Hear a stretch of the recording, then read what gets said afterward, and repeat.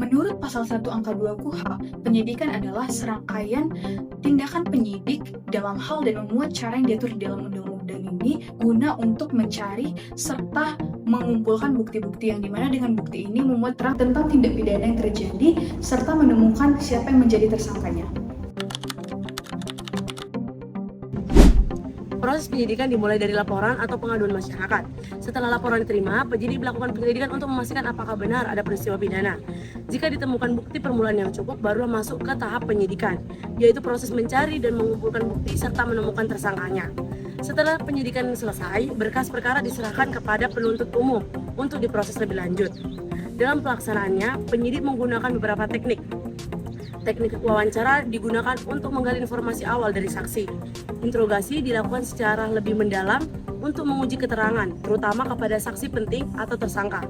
Penyidik juga melakukan observasi di lapangan, seperti memeriksa TKP, serta mengumpulkan barang bukti seperti CCTV, dokumen, atau bukti fisik lain. Seluruh proses ini mengikuti prosedur standar, seperti menunjukkan surat tugas, membuat berita acara, pemeriksaan, melakukan penyitaan dengan surat perintah, serta mengamankan TKP.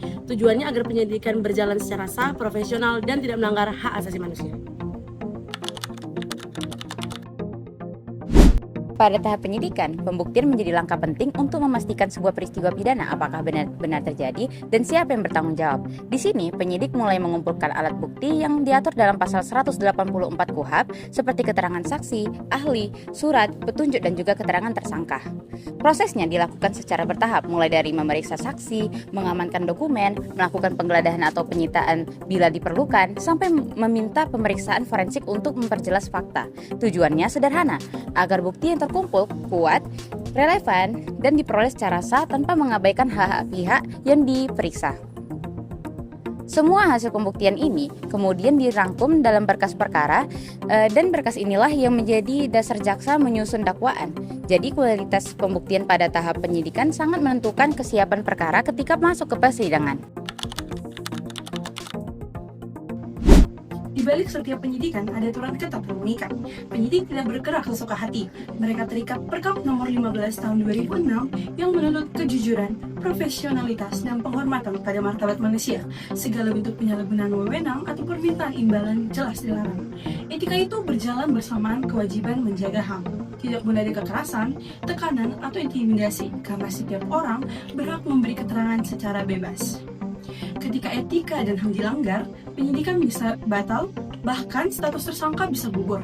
Karena penyidikan yang benar bukan hanya soal menemukan pelaku, tetapi memastikan prosesnya tetap bersih, manusiawi, dan taat aturan.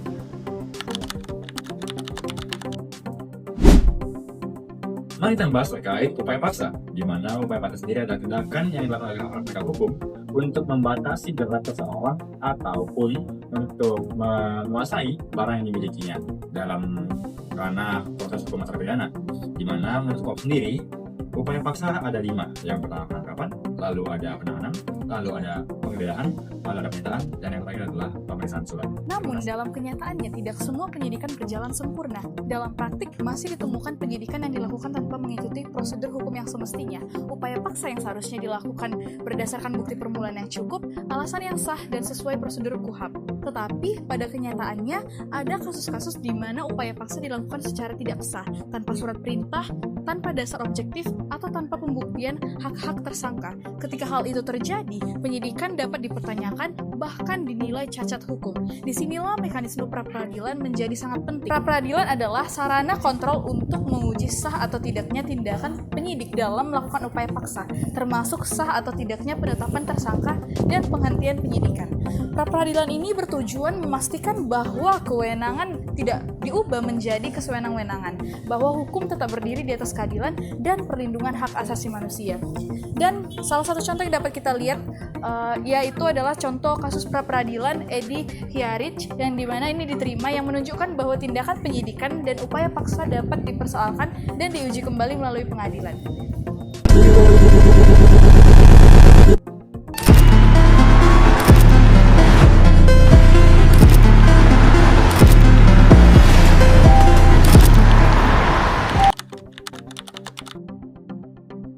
Terkait masalah upaya paksa dalam undang-undang KUHP itu ada, ya. Tapi ada seringkali terjadi penyalahgunaan atau penyelewengan dalam upaya paksa. Untuk adanya penyelewengan ataupun kesalahan dalam upaya paksa itu bisa dilakukan pra peradilan, gunanya untuk kepastian hukumnya. Jadi KUHP dan KUHAP yang terbaru itu ada penerapan dalam upaya paksa. Wewenang upaya paksa yang diatur dalam KUHP baru, di sini ada beberapa poin, ya kan, ya yang dimunculkan di dalam KUHP yang baru. Izin saya buka di sini, tepatnya di pasal 7.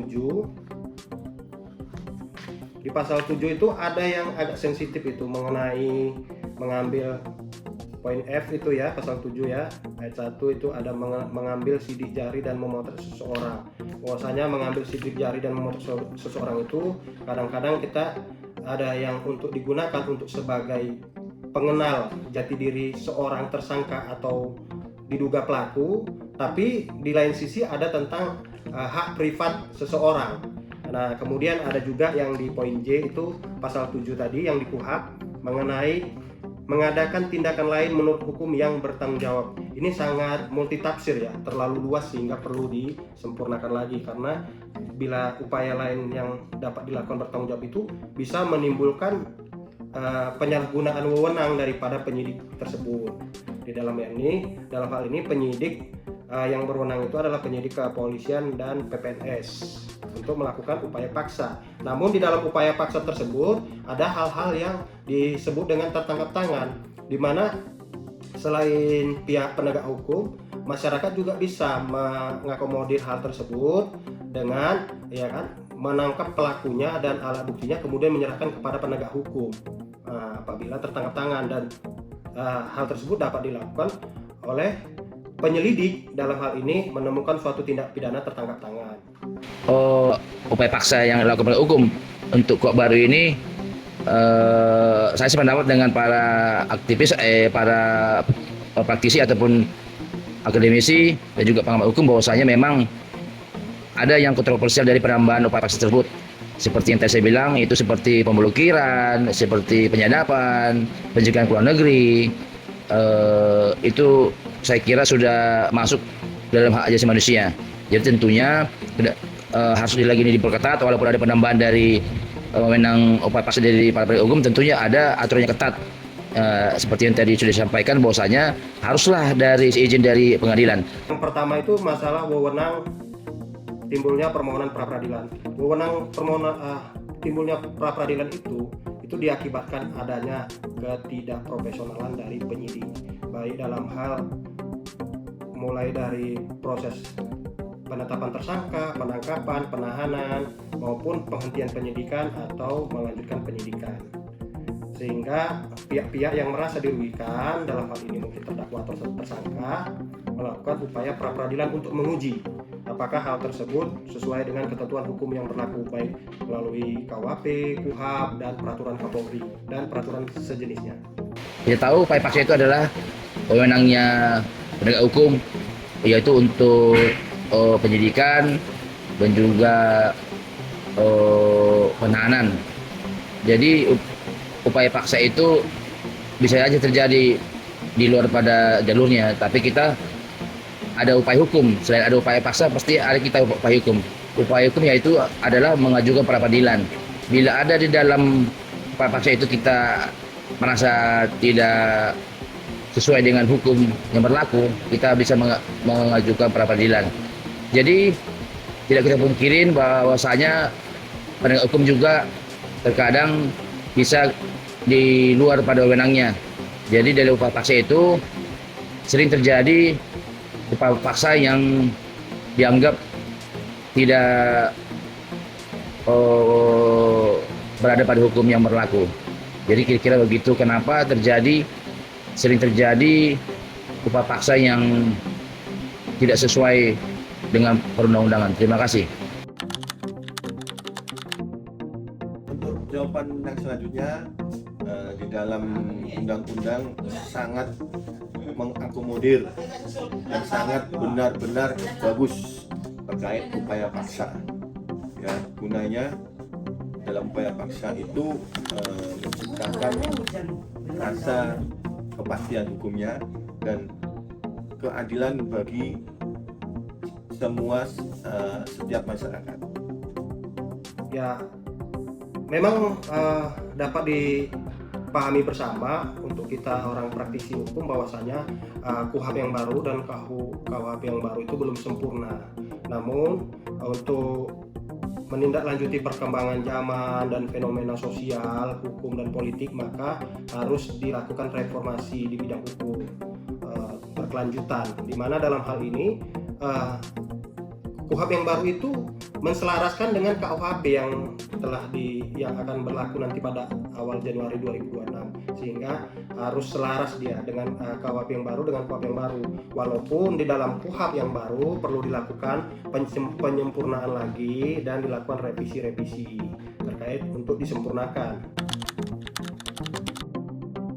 Terkait masalah penambahan di dalam kewenangan upaya paksa itu sebenarnya sudah dari dulu ada, cuma hanya memantapkan aja di dalam KUHP yang baru. Memang sangat bagus dan positif, bertujuan untuk transparansi terkait kepastian hukum. Jadi dalam upaya paksa ini kita nggak perlu khawatir lagi apabila tidak sesuai dengan SOP-nya, bisa dilakukan pra-peradilan. Nah, jadi yang pertama itu kan ya kita harus memahami juga putusan MK pada tahun 2014 nomor 21, yaitu minimal ada 2 alat bukti untuk menentukan seseorang sebagai tersangka atau tidak, dan tetap mengacu kepada pasal 184 KUHP. Nah, jadi ya untuk hak-hak klien itu ya setidaknya dia bisa mengajukan saksi yang saksi untuk pembelaan dia, untuk menerangkan keterangan yang bebas dan tidak ditekan oleh di tingkat kepenyidikan gitu, dan mempunyai hak untuk menentukan pengacaranya sendiri atau penasehat hukumnya. Kemudian apabila dia sudah ditetapkan sebagai tersangka, maka dia juga mempunyai hak itu untuk melakukan pra-peradilan begitu apabila suatu penangkapan yang dilakukan kepada tersangka atau terlapor tidak memenuhi ketentuan di dalam KUHP begitu. Nah, jadi dia punya hak untuk membatalkan sah atau tidaknya penangkapan. Jadi ya sejauh ini biasanya ya kalau kita di posisi sebagai terlapor itu ya hal yang harus dihadapi itu ya penetapan tersangka bagi klien gitu. Nah, itu hampir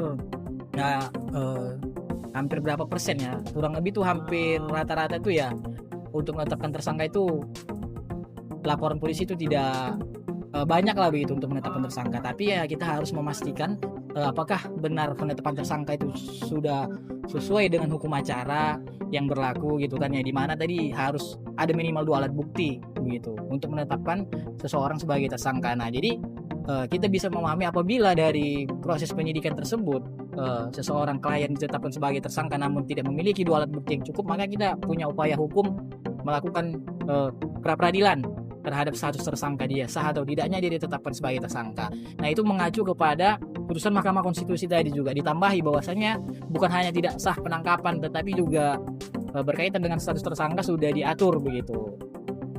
Nah, kemudian ya yang kedua itu ya terkait penetapan penahanan dan sah tidaknya penahanan, maka harus ditetapkan juga minimal ya harus ada surat yang disampaikan kepada tersangka, surat penangkapan, perintah penangkapan, surat tugas dari pihak penyidik begitu. Mungkin ya itulah tantangan yang dihadapi biasanya terjadi di praktik hukum pidana di tingkat penyidikan.